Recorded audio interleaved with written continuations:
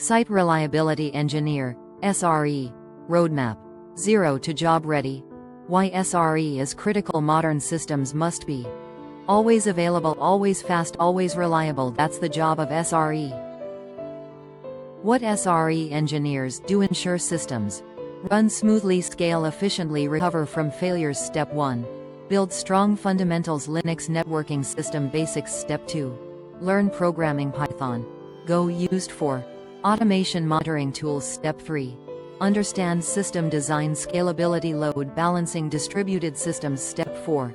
Learn DevOps tools, Docker, Kubernetes. Step 5. Learn monitoring and alerting, track system health, detect failures, early use tools like Prometheus, Grafana. Step 6. Incident management, handle outages, root cause analysis, system recovery. Step 7. Learn cloud use platforms like Amazon Web Services. Step 8. Build real projects. Monitoring system, auto-healing system, scalable deployment. What companies expect: reliability mindset, automation skills, debugging ability. Common mistakes: ignoring system design, no hands-on monitoring, focusing only on tools. The timeline 5 to 8 months with strong practice.